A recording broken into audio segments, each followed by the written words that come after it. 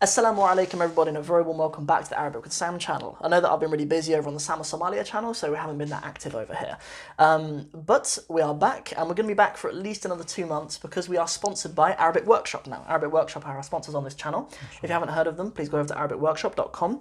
They are a really, really amazing and really well funded listening library for the Arabic language. You can go over there and they've got this really nice setup where it's kind of like a Netflix style, and you can kind of bolt on this listening library. Everything's in Fusha and it maps perfectly to whatever Arabic language course you're on right now. At the moment I'm working with them with the Arabic in 60 Steps program, so if you're a student on the Arabic in 60 Steps program, then you can kind of bolt on this whole listening library with literally thousands of words in it onto whatever course you're doing, but obviously, especially the Arabic in 60 Steps program. If you're not on the Arabic in 60 Steps program, you should be on the Arabic in 60 Steps program.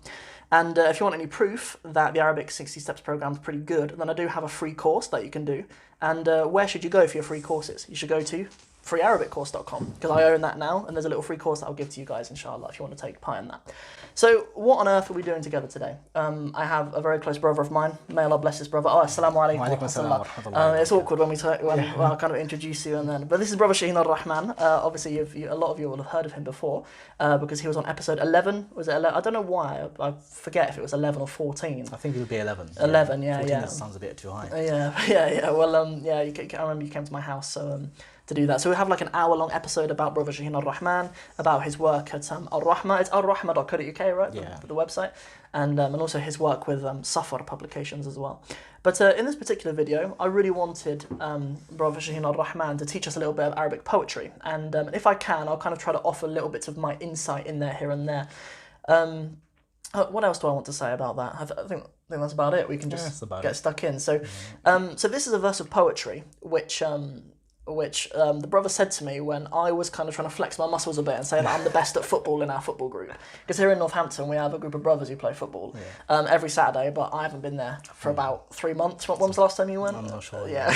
Okay. But we have a group of brothers, and of course as soon as I was added into the WhatsApp group, I was like, please welcome the best at football in the world. And I ended up being stuck in goal. That's what they normally do. They stick the fat kid in goal, don't they? But that's what happened with me. And unfortunately, I'm a mean goalkeeper, so I've stayed there now. So whenever I play, I'm in goal. That's true, isn't it, Asher? Bloody brilliant goalkeeper. Bloody brilliant goalkeeper. You heard it from Asher himself. So anyway, let's get into it, inshallah. So what is this little... Is it a shatr of poetry? It's more of a bait. Okay. So it's a full bait of poetry. Cool. So what is it for a start? I'll have it written up on the bottom of the screen, so they can see it. So what is it? It'd be وسوف ترى إذا انكشف الغبار أفرس تحت رجلك أم حمار. Okay. So already I hear a few words now, but maybe we'll do like a kind of a word for word breakdown, because I kind of started making a point at the beginning where like you kind of said that to me when I was saying how good I was at football, and the kind of a loose kind of meaning of it, kind of the feeling of it is we'll see if you're a man or a mouse. Yeah. It's kind of like that. We'll see, right? It's kind of like that. So yeah, let's do like a word for word breakdown, right? So how does it begin? What's that first word? If you have any Urdu speakers, following this channel or something, a similar kind of idiom that we'll have in Urdu is dood ka dood, pani ka pani. Okay. So that's a very similar thing where milk. Pani is water, isn't it? Yeah. So it's when you have diluted milk, where you have milk and they've put some water in it just to con the people. So milk is milk and water is water, as in we'll split them apart, make it clear as day. So this particular bait that we're doing, وَسَوْفَ تَرَى, should we translate the whole thing? Well, we'll just we'll do it line by line. I remember you kind of mentioning to me that you weren't quite sure if it was waselfa or faselfa. Yeah, it doesn't really matter. Really, like the meaning, especially for kind of the students on my channel. Yeah. That is really there's a very slight difference in that. So and usually you will see really what it means. The tara is the you see, and the selfa is the you. Future. Is there any difference between that and satara? Yeah, so satara would be more immediate. Okay. Yeah, not necessarily immediate, but relatively. And selfa is more in the future. Interesting. In comparison to satara. So satara you generally say next or now. It's going to happen, or imminently it's going to happen. And selfa you'll see in the near future. It's kind of the difference between fa and thumma as well. It's similar kind of concept there. Do you know if there's in some of the different ways of reciting the Quran, do you know if sometimes wa and fa are ever I think they are, yeah. Yeah, I don't know if it's just because like typically in my memorization of the Quran, I listen a lot, and I don't know if just in my ear, sometimes I end up starting ayat with wa and fa, and people correct me and stuff often, but I don't know if they are both sometimes legit. So, sometimes they are, but obviously you'll need to have different types of books to figure that. It's not willy nilly. You can't just mix and match. There's a riwayah exactly. involved. Cool. So this is how it starts, right? So وَسَوْفَ تَرَى. So you will see. What's the next bit? إذا انكشف الغبار. Okay. So that means when the dust, in English it'll say when the dust settles, but it means when the dust will reveal itself. When in kashafa it'll be revealed and it'll be clear, you'll be able to see it. Okay. So you will see when the dust settles. Okay. So what does in kashafa really? In kashafa means to expose. Okay. To be revealed. Is there another verb, just kashafa? Yeah. So kashafa means to open something or reveal something. Okay. So why is I've met someone before with the name Kashif. Kashif, yeah. So like, what does that name mean then? Like, it'll mean discoverer or or somebody who reveals something else and opens something or has some type of discovery. Okay. So then kashafa, and then what was that? What was the last one? El-Ghubaru. Okay. Yeah, so the ghubar is dust particles. What's the difference between that and turab? Turab would be I was just going to explain in Bangla, but I'm thinking, I'm not going to do that. Turab would be, actual dust that you'll find on the floor, like when you're walking on the sand or something. Ghubar is more like, when there's dust on your books or on your shelf or something. Okay. And then that all just has a cloudy kind of effect. Okay. So in this kind of context, in the context of this piece of poetry, what would happen is, suppose you're on a horse and you're riding in the sand or something, and when the horse jerks, it creates a cloud of dust. Yeah, so that would be ghubar. Yeah, so that would be the ghubar here. Okay. So what the verse is saying, we will see when the dust settles, then we'll see is under you أَفَرَسٌ تَحْتَ رِجْلِكَ أَمْ حِمَارٌ. Okay. Is there a horse under your feet or under your legs, or is there a donkey under your? So it's the first word farasun. Yeah. Okay. أَفَرَسٌ. It's a question. Okay. Afarasun. Yeah. Is it a horse تحت رجلك below your feet, under your legs? أم حمار, or a donkey. Okay. Okay. So you say, horses were considered more prestigious to ride, and donkeys were just get by. It's kind of they're used for carrying. They're not usually. People don't normally ride them. Do you know what I mean? Like they can, did, but it's more of a teenagers thing, Or poor people would be riding donkeys. So it doesn't really have that much of a class as you could consider it as somebody's driving a micro or something compared to someone who's driving a Beam or a Mercedes or something like that. Yeah. So once the dust settles, then we'll see are you riding a horse or a donkey? Yeah. That's funny. Why does it use the word faras? Like how is faras different to hisan? Or I'm not really too sure, to be honest, but hisan seems, from my exposure anyway, hisan seems a lot more modern. It seems a lot more of a contemporary usage. In the classical text, you don't really find hisan that much. No. You find more so faras and you find khayl. Okay. So khayl and faras. So I'm not sure what the exact difference would be, because of course we're not living around the horses anymore. No, sure. But there will definitely be some kind of a nuance. Is there a relationship between like the word for Persia, the Persians, and the word for the horse? Possibly. Yeah. Possibly. Possibly. I mean, possibly. Yeah. Because you also get firasa as well, don't you? Yeah. Firasa, which what's the English word for that? I wondered if it was to do with like chivalry. Firasa is chivalry is more muru'ah. So firasa is more it's not foresightedness. A lot of people use it as foresightedness, which is actually more the Urdu word firasat. Firasa is more, when you see someone's face kind of thing, and you can read their face, and you can figure something out. Something like that. Like you see someone's face and you think, okay, there's something wrong. Something happened. Is that a term that people would use if they try to like make a prediction from the apparent? Like, well, prediction in the Arab or Islamic context will have a bit of a negative connotation. But firas is more of a good thing. It's quite noble. You kind of you have insight on something. Yeah, insight. I think that'll be a better word. That's perhaps better. So it's afarasan. Why rather than hal? Hal. Okay, this is a big question. What's the difference between and hell? Yeah, hell. A lot of people don't actually answer this. They just think it's synonymous. And some of the textbooks that you'll find, quite popularly used textbooks, they don't actually differentiate between the two. But there is a big difference. Now, hell you'll use if it's a yes or no question. For example, هل هذا فرس? Or هل هذا حمار? That's a yes or no question. Whereas if it's, you wouldn't say هذا حمار, yeah. But you could say something like حمار هذا. So what that would mean is this a donkey or is it something else? Yeah. So that's what it implies. So it's not a yes or no question, it's what's the alternative. So generally in those things you wouldn't find the mubtada first and the khabar later, which is generally the case with hal. So you'll find hal hada himar. Whereas with it's not what this is, that's it's not the mubtada that's the objective here, it's the khabar itself. So you'll say a himarun hada, something else.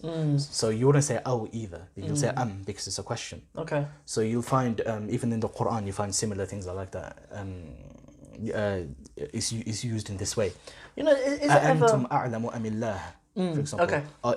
Are you more knowledgeable or is Allah more knowledgeable? So that's it's not a yes or no question, is it? That's kind of something that I've noticed, in that sometimes when you use there's often kind of an understanding of what the answer is going to be already anyway. Like that's not always the way that is used, but that's something that I've noticed a lot. Like, you know, many times in the Quran, أَرَأَيْتَ الَّذِي يُكَذِّبُ بِالدِّينِ. You know, like the answer's kind of known already. Do you know what I mean? And in this case as well, with this bait of poetry as well, that like the person saying it is kind of insinuating that he knows you're riding a donkey. Do you know what I mean? It's saying he knows that I know when the dust settles, we're going to see if you're riding a donkey or a horse, so right? Are you riding something that's honourable, or are you riding something that's dishonourable? In that kind of thing. So it's like, you know, when people on social media they upload photos of themselves doing fancy rich man things, but really, you know, they're either using a green screen like you do in your house, or exactly, or they're you know they're blagging their way through life. So this person who's, you know, you've got a lot of cloud and you think, I'm sitting this, you know, with my chest up in front of a horse and things, and okay, when the dust settles, then we'll see are you legit or not. You know, in a more informal context, you'll say, is that a donkey that you're riding? Sorry, is it a horse that you're riding, or is it a donkey that you're riding? Because if it's a donkey, then don't come acting like you're riding a horse. So that's the beginning of that second part then. So afarasun, then what's next? تحت رجلك. Okay, So تحت means beneath. Yep. رجلك is your leg. Is there any relationship between the word rijl and rajulun? I would assume so. That's interesting. But I've not come across anything. I haven't read anything official. Like I'm just saying something that I've heard people mention. It's a theory that might be out there that actually the word rajulun, perhaps in the past, was more about somebody who stands on their own 2 feet. Yeah. Right. And it could actually be used for women. Like there could actually have been an application of that, because it's not the same as, it's not from the word for male and female. Like it's not from that, and it's not even grammatic. It's man in itself, isn't it? Yeah. But it's not even inherently opposite to like to woman. Yeah, and you find this in the Quran as well. You know, the plural of rajul is usually rijal. Well, pretty much always is rijal. Yeah. So every time you hear rijal, you'd assume it's always going to be the plural of man. That's not always the case. In the Quran, we find وَإِنْ خِفْتُمْ فَرِجَالًا أَوْ رُكْبَانًا.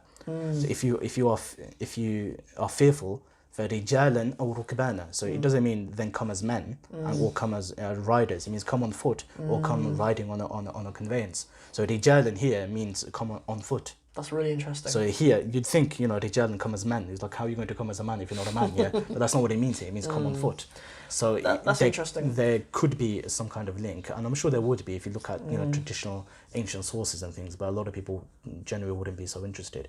There is read Tha'labi or someone, and you'll probably find out. Probably, yeah. No, I just wanted to ask about that, because that is interesting though. Like that there is kind of evidence to support that it.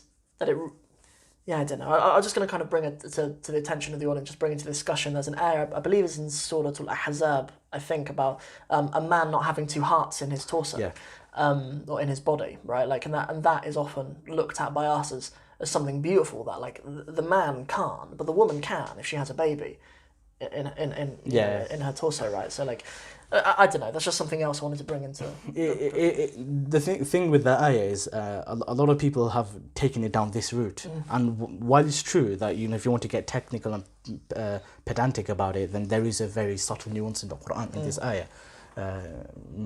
من قلبين في جوفه. Yeah, that's it. Yeah. So what's the ما جعل الله لرجل من قلبين في جوفه. Allah has not created for any man 2 hearts in his chest. Yeah. Now, the ayah is not talking about men and women. Is the jawf specifically a chest? Jawf is actually anything that's hollow, anything that has a hole inside. Okay. Yeah. So if you know your mouth, the inside of your mouth, you call that the jawf as well because it's an empty.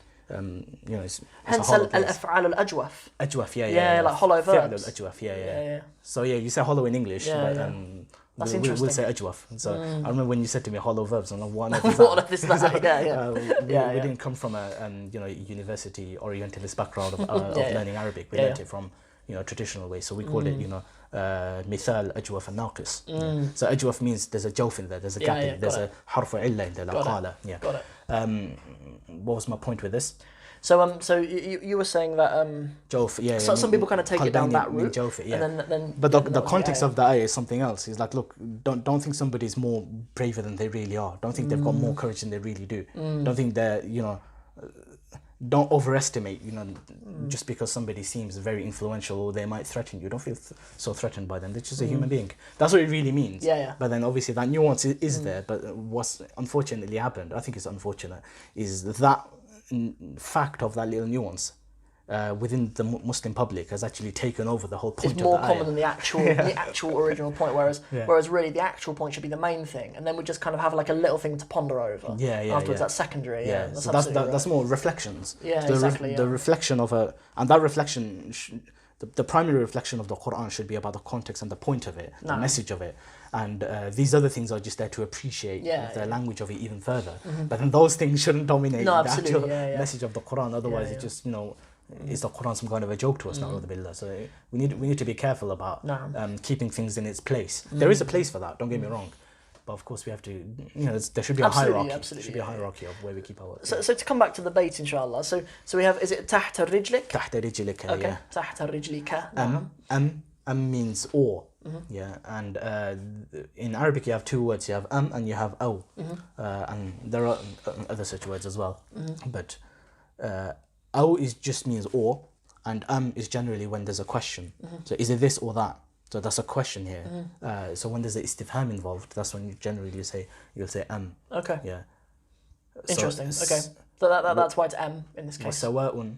سواء عليهم أأنذرتهم أم لم تنذرهم لا يؤمنون. Yeah. So it's the same for them. No, well, okay. If you warn them or you do not warn them, like it's not really a question. In English, it's not, but in Arabic, it is. So my understanding of is if there's just kind of two options. Like sometimes you might use o if there might be lots of different things. You might be saying you could eat this or that or this or that at a restaurant or something. But you might say if they're just kind of. Only two. Yeah, only two. That was my understanding of it. It's generally when there's a question involved linguistically. Okay. So that example I gave was سواء عليهم أأنذرتهم. In Arabic, it is a question because أأنذرتهم. Oh, of course it is. Yeah. Do you want them? Do you not want them? It doesn't really matter. Yeah. They're not going to believe. That's what the سواء means. So in Arabic, that is a question. So that's probably not the best example to use here. But here, the bait is a pretty good one. أفرس تحت رجلك أم حمار? Is there a donkey? Is there a horse under your feet, or is there a donkey? Okay. So what is the use of the donkey? Is it al-himaru or himaru? Himaru. Himaru. Yeah. So because of the question, then himaru. Yeah.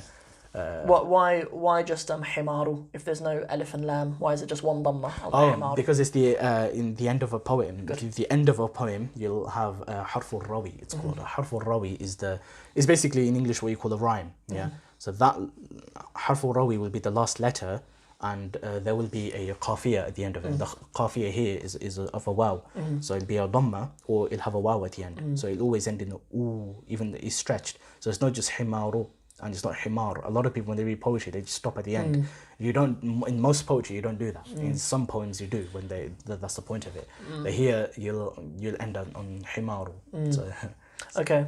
Then what is the difference between just like the vowel that's on the end and the qafiyah? Like is the qafiyah just the rhyming letter that's on the end? The rhyming letter is called the harful rawi, and the qafiyah is about. This will get technical into ilm al-arud and ilm al-qawafi and things, but yeah, the qafiyah is generally is a mutadarik, is a mutawatir, those types of things. Like, is there a sukun before it, like himaru, the alif is technically is sakina, or is it something like kamilu, where there's a haraka before it and then something else. That's what a qafiya means. But is it grammatically correct to just have himaru, or is it just poetic license? It's poetic license. Yeah, It's poetic license. So you will find that in the Quran actually. So in prose, in literature, you'll find that where sabila, I think it's sabila in Surah Al-Ahzab or Surah Al-Saba, around that part. Khalila, I think Khalila is there as well. No, I think it's sabila. The way there's an alif lam, but it ends with an alif as well. Okay. So it's stretched. So that happens in the Quran, obviously to keep the rhyme going. And in poetry, you do that all the time. But you wouldn't speak like that. If you were to ask, if you were to use that in a normal sentence, you say فَرَسٌ تَحْتَ رِجْلِكَ مِحْمَارٌ. But you wouldn't, because it's become a poem, and we only use that in the form of poetry. You will say that. You will say that with the himaru. It's like the other one. You might hear in the Arab world, even today, it's still used today. ما هكذا تورد الإبل. ما هكذا تورد الإبل. Yeah. Which that's not how was ibl camels, yeah, that's not how camels are pushed forward. Okay. Or how you bring a camel to come drink water. That's not how you do it. So there's a way to go about doing something basically. Right. And this method, this idiom, is actually from ancient Jahili poetry. Okay. Where it's ما هكذا تورد يا سعد الإبل. So Ya Sa'd is the person involved. So ما هكذا تورد يا سعد الإبل. And that just became a thing. Yeah. So you'll carry on using these things because it came from there. So in this particular one, أفرس تحت رجلك أم حمار, you will carry on doing that even if you're using a normal speech. Right. Because of the fact that you're quoting a poet. Do we know where this bait of poetry comes from? Unfortunately not. So I was looking online. I was trying to find some kind of source for it. Yeah. I didn't bother looking into the books because the books that I have are generally diwans of certain poets. I do have Imam Sibawayh's Al-Kitab, which is, funny enough, like nobody has that. Even though everyone talks about it, everyone knows about it, but you don't have that. Recently I've got it, but I'm not going to go through 5 volumes of books just to find it. Where did you get hold of that? I've got it from Zakaria Books actually, so it's an online website. Right, okay. Because I hadn't seen that anywhere in the UK. I saw it in Palestine, in bookshops in Palestine, but nowhere in the UK. I had never seen it in my life actually. And you find Nahwu books quoting or talking about it. You'll find a lot of ancient jokes about it and things, where somebody will study the whole 5 volumes of Kitab Sibawayh and they go, ما فهمت منه حرفا. I didn't understand a single word from it. So you find these types of jokes going around. But we finally got the book. So it's about 60 odd pounds or something. I forgot how much it was. But we thought, no, this is a primary, the very first ever book written on Nahwu by the great Imam Sibawayh. Funny enough, the person who came out with these bahrs in poetry, not came up with them, they obviously existed, but who documented them was Imam Khalil bin Ahmed al-Farahidi al-Basri, rahimahullah. He was the teacher of Imam Sibawayh. Well, when you mentioned Sibawayh, I thought, well, I heard of Khalil ibn Ahmed, who was supposedly before. They're teacher and student. Student and teacher. Anyway, so I didn't resort to his book or anything. I didn't really have time for all of that. But I don't think it's an ancient poem is part of a qasida or anything like that. Really, for this letter, I don't think it even matters. Really. I more just wanted to share with my audience us just talking about a bit of poetry. Really, like, this is really just an excuse for me to sit with you for a little while, really. I thought if I do this, I can tell my wife I'm working and I can just sit with you for a little while. So it's worked out very nicely, alhamdulillah. Jazakallah khair for coming on the Arabic with Sam channel.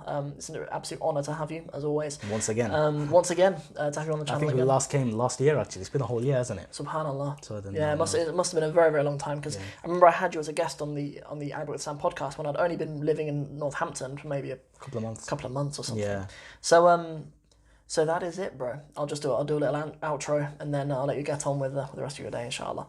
So everybody, jazakallah khair for watching. If you enjoyed this video, and I really hope you did, please don't forget to like and share it. And don't forget to hit that little bell as well so you're in touch with us on the channel and you get updates on all the stuff that we're publishing all week long, inshallah. Just before I go, please don't forget that I have a link to arabicworkshop.com in my description below.